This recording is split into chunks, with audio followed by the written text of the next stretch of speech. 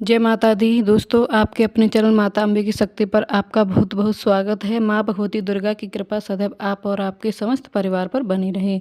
दोस्तों, आज की वीडियो में आपसे शेयर करने वाली हूँ भाद्रपद मास की अमावस्या के बारे में। भाद्रपद मास की अमावस्या को कुशोत्पाटनी अमावस्या भी कहा जाता है और कई स्थानों पर इसे पिठौरी अमावस्या भी कहा जाता है।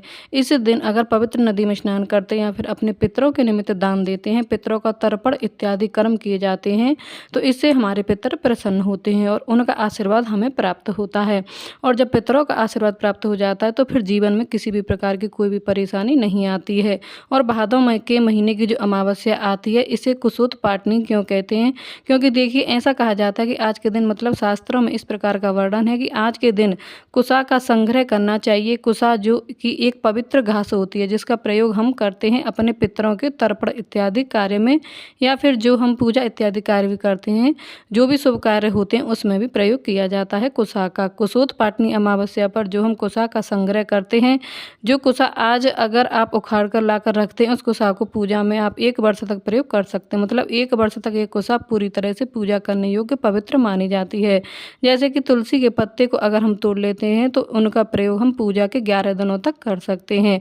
इसी प्रकार से अगर हम आज के दिन यानी कुशोत्पाटनी अमावस्या पर जो कुशा का संग्रह करते हैं, उसका प्रयोग पूरे 1 वर्ष तक किसी भी पूजा पाठ में या फिर पितरों के तर्पण इत्यादि कार्यों में कर सकते हैं। ठीक है, तो घर के आसपास अगर कुशा हो, कहीं पर हो, आज के दिन अवश्य ही आपको उखाड़कर अपने घर में लाकर रखना चाहिए। और जैसा कि आप सभी जानते हैं कि कोई भी वनस्पति जब हम लेकर आते हैं अपने घर में, तो पहले उस वनस्पति को हम निमंत्रण देते हैं कि आप हमारे घर में चलिए और हमारे जो भी कार्य हैं, शुभ कार्य, उन्हें सिद्ध कीजिए। तो अगर आप कुशा का संग्रह करना चाहते हैं तो घर के आसपास जहाँ कहीं भी कुशा हो, 1 दिन पहले ही वहाँ जाकर आपको थोड़ा सा जल वहाँ डालना होता है और थोड़ा सा सिक्का, सुपारी इत्यादि, जैसे कि हम किसी को निमंत्रण देते हैं उसी प्रकार से आप निमंत्रण दीजिए, उनसे प्रार्थना कीजिए। और फिर अगले दिन अमावस्या पर कुशोत्पाटनी अमावस्या के दिन सुबह स्नान इत्यादि करके जाइए और कुशा से प्रार्थना पूर्वक अपनी कामना कहिए और फिर उन्हें आदर पूर्वक, श्रद्धा पूर्वक अपने घर लेकर आइए। विराजमान करके अपने घर के मंदिर में विधि विधान से पंचोपचार विधि से पूजा कर लीजिए और फिर संग्रह कर दीजिए। किसी भी सुरक्षित स्थान पर सुखाकर आप उन्हें रख सकते हैं। ठीक है, तो चलिए अब जानते हैं अमावस्या की तिथि कब प्रारंभ हो रही है, कब समाप्त हो रही है।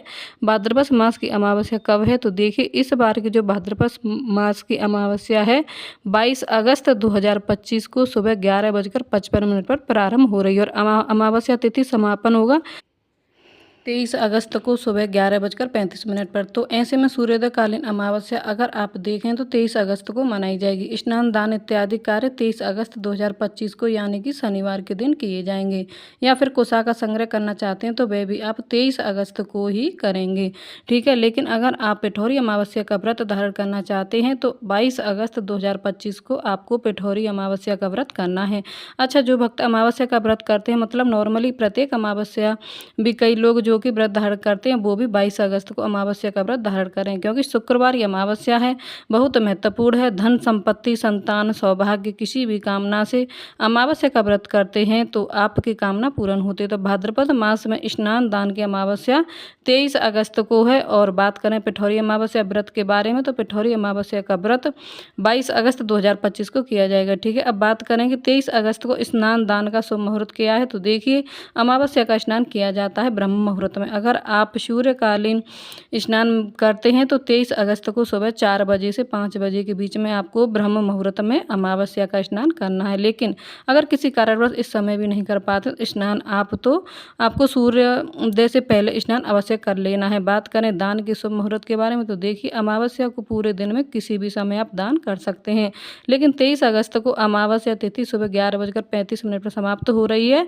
तो ऐसे में आपको सुबह 11:35 से पहले ही दान अवश्य कर लेना है। ठीक है, क्योंकि अमावस्या तिथि का दान अमावस्या की तिथि में ही किया जाता है। बात करें कि अमावस्या तिथि का जैसे कि पितरों का तर्पण इत्यादि कार्य होता है, अब वो कब करना है? 22 अगस्त को या फिर 23 अगस्त को। देखिए, 22 अगस्त को भी आप पितरों का तर्पण कर सकते हैं, क्योंकि दोपहर में अमावस्या तिथि रहेगी। ठीक है, और 23 अगस्त को सूर्योदय कालीन अमावस्या है, तो सूर्योदय कालीन अमावस्या में भी पूरे दिन की अमावस्या मानी जाती है। आप चाहें तो 23 अगस्त को भी कर सकते हैं। ठीक है, तो दोनों दिन पितरों को तर्पण या फिर दान इत्यादि कार्य कार्य के लिए शुभ मानी गई हैं। 23 अगस्त को सूर्योदय काल का समय है सुबह 5:55 पर। सूर्यास्त का समय होगा शाम 6:53 पर। ब्रह्म मुहूर्त मैंने आपको पहले ही बता दिया है, सुबह 4 बजे से 5 बजे तक। और बात करें अभिजीत मुहूर्त की, तो 23 अगस्त को अभिजीत मुहूर्त का समय है दोपहर में 12 बजे से 12:55 तक। अभिजीत मुहूर्त में भी आप कोई भी शुभ कार्य कर सकते हैं और राहु काल में भी कोई शुभ कार्य नहीं करना चाहिए। तो राहु काल का समय है सुबह 9 बजे से 10:30 बजे तक। शनिवार के दिन राहु काल का यही समय होता है। अच्छा, जो भक्त पिठौरी अमावस्या का व्रत कर रहे हैं उनके लिए पूजा का शुभ मुहूर्त शाम को प्रदोष काल में होता है और प्रदोषकालीन पूजा का शुभ मुहूर्त है 22 अगस्त 2025 शुक्रवार के दिन शाम को 6:53 से रात्रि 9 बजे तक। तो दोस्तों, आज की यह वीडियो उम्मीद करती हूँ आपके लिए उपयोगी होगी। अगर वीडियो पसंद आई हो तो लाइक कीजिए, संभव हो तो वीडियो को शेयर भी कीजिएगा। और चैनल पर पहली बार आए हैं तो अभी तक आपने चैनल को सब्सक्राइब नहीं किया है तो आज की वीडियो अगर अच्छी लगे तो चैनल को सब्सक्राइब कर लीजिए और बेल बटन को प्रेस कर दीजिए। इससे यह होगा कि चैनल पर जो कोई भी वीडियो अपलोड होगी उसकी नोटिफिकेशन आपको सही समय पर प्राप्त होगी। मिलती हूँ आपसे अगली वीडियो में, तब तक के लिए जय श्री राधे राधे कृष्णा।